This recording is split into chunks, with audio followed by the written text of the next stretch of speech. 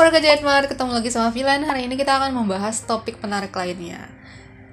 Jadi di topik video kali ini aku bakal ngebahas mengenai baju-baju berpayet atau baju-baju yang kelihatannya wah-wah itu dengan bahan-bahan yang sulit-sulit itu untuk dijaga dan dirawat ya guys ya.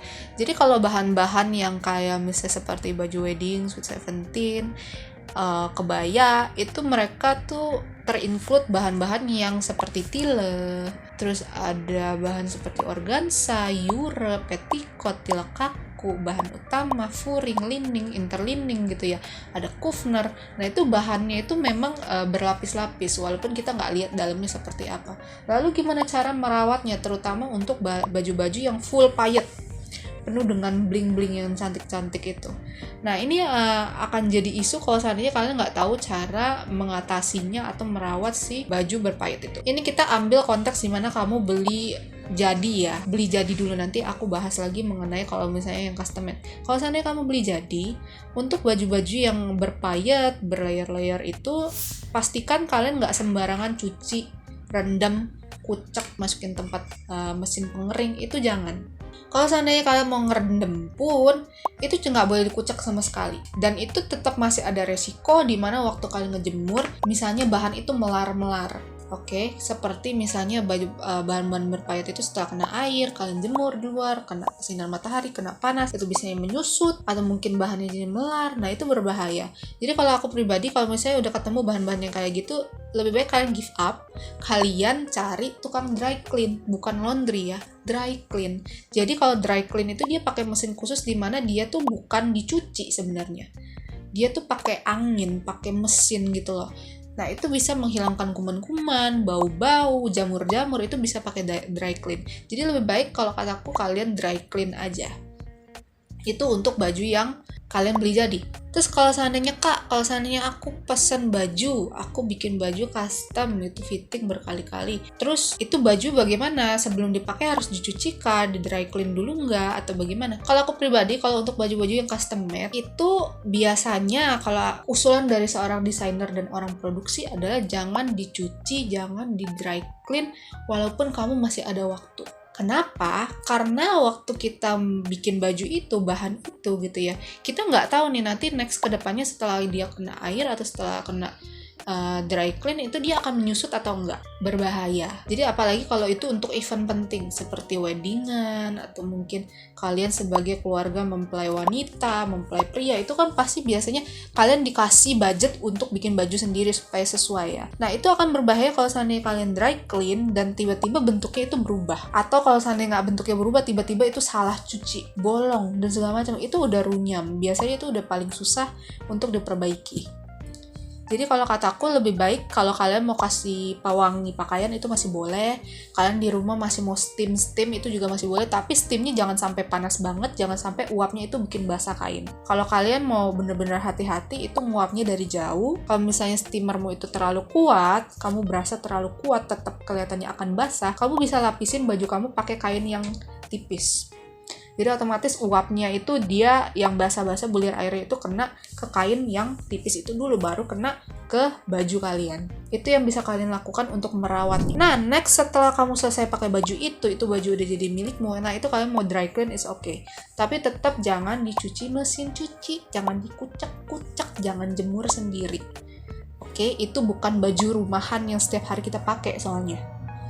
Oke, itu dia.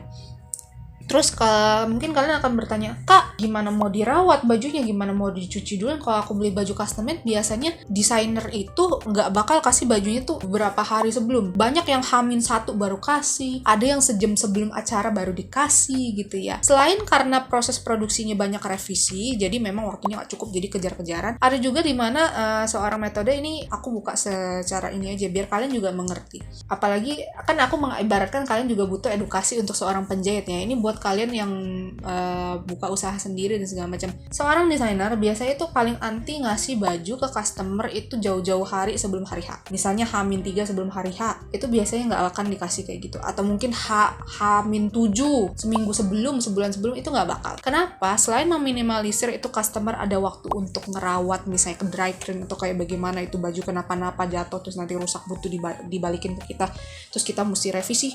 Bukan karena itu. Biasanya bajunya pun tak apa-apa. Kalau kita beli baju itu kan kita coba di rumah. Kita coba di rumah, nanti biasanya kita akan lihat kok bentuknya begini ya, kayaknya kurang bagus, ditambahin ini ya, tambahin ini ya. Ntar itu baju dibalikin lagi ke kita sebagai seorang penjahit, sebagai seorang fashion designer, jadi PR lagi buat kita untuk ngerevisi atau untuk nambahin pernak-pernik. Bisa jadi itu baju udah selesai, bling-blingnya udah lumayan, modelnya udah oke, udah deal, udah lunas, terus dia cobain di rumah, kok kayaknya butuh something lagi nih bagian leher atau bagian lengan, kayaknya tambahin ini bagus deh. Terus akhirnya dibalikin lagi karena customer merasa masih ada waktu untuk memperbaiki atau menambahkan sesuatu detail. Nah itu PR berat buat fashion designer karena waktunya sudah terlalu mepet. Makanya walaupun baju itu sudah jadi, biasanya dikasihnya itu H-1, paling cepet H-2. Ini tips juga buat kalian untuk menghadapi customer ya. Ini secara psikologis aja sih, apalagi perempuan. Kalau kita lihat baju, kok kayaknya kurang ya, dan apalagi kalau bikin baju custom made itu bukan harga yang murah, bisa berjuta-juta, ada yang puluhan juta. Jadi otomatis customer pasti udah bayar mahal, pasti maunya yang terbaik dong. Nah itu untuk meminimalisir ada cekcok juga dengan customer, ada perasaan gak enak juga satu sama lain gitu ya. Jadi lebih baik baju itu oke, stay. Jangan beritahu dulu customer kalau misalnya baju dia itu udah jadi. Nanti customer buru-buru ambil untuk cek koreksi dan segala macam. Berbahaya gitu ya. Oke. Terus kalau bahan-bahan tile, organza itu jangan pernah disetrika. Ini paling dasar ya untuk semuanya. Baju custom made atau kalian beli di mana yang harga murah juga jangan, pasti hancur. Oke, kalau mau disetrika mesti ditatakin pakai kain tipis yang lain. Jangan terlalu tipis juga, kain belacu. Nah, jadi dia agak tebal tapi nggak tebal banget supaya panasnya itu tetap meresap. Nah, itu bisa kalian kalau mau setrika. Jadi hati-hati ya guys. Nah, ini dia beberapa hal yang bisa aku jelasin mengenai cara merawat baju-baju berpayet. Semoga video kali ini bermanfaat buat kalian. Nggak cuman buat kalian yang punya baju atau kalian sebagai customer, tapi juga kalian sebagai seorang fashion designer atau tukang jahit atau kalian punya usaha sendiri. Ini tips dari aku yang beberapa kali pindah-pindah butik. Oke, buat kalian yang udah expert juga, kalian bisa komen-komen juga di bawah, DM mengenai pengalaman kalian. Kalian bisa sharing pendapat kalian. Terus misalnya kalian ketemu customer yang kayak gini, hasilnya kayak gini, kalian bisa sharing-sharing aja di bawah. Jadinya aku juga, oh ada ya yang kayak gitu. Jadi kita ada perspektif lain lagi, ada cerita-cerita lain lagi. Jadinya kan lebih seru gitu ya. Terus teman-teman yang lain juga jadinya, oh gini loh jadi seorang fashion designer, oh gini loh kalau seandainya punya butik sendiri gitu loh, kejadiannya seperti ini. Jadi mereka punya gambaran. Oke? Kita budayakan saling bertanya dan juga saling sharing. Terus kalau buat kalian yang ingin beli mesin jahit, peralatan jahit, kalian bisa cek aja marketplace-nya Jahitmart. Kita punya Tokped, Shopee, Bukalapak, Lazada, Web. Yes.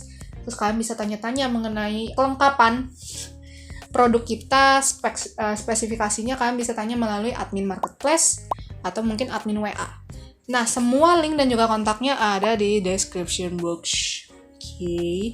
Jangan malu untuk bertanya. Kalau adminnya buka pasti akan diusahakan jawab. Oke. Terus jangan lupa untuk subscribe. Don't forget to subscribe. Terus follow sosial medianya Jahitmart. Kita punya TikTok, punya IG juga. Kita ada aktivitas-aktivitas lain juga di TikTok dan juga di IG. Kita ada TikTok Shop juga. Kalian bisa cek shop kita di TikTok, aktivitas kita di sosial media lain gitu ya. Karena biasanya tuh ada topik-topik yang berbeda-berbeda lagi. Ada juga beberapa detail-detail yang nggak ada di YouTube tapi ada di sana. Ya kalian bisa pantengin juga sosial media lainnya. Oke. Kalau kalian mau beli peralatan jahit, kalian juga udah nggak usah pusing-pusing lagi keluar. Kalian tinggal cek marketplace aja seperti yang aku bilang tadi, kita tersedianya di mana. Kalian tinggal klik aja, nanti barangnya sampai ke rumah. Karena Jahitmart terlengkap, termurah, terpercaya. Bye.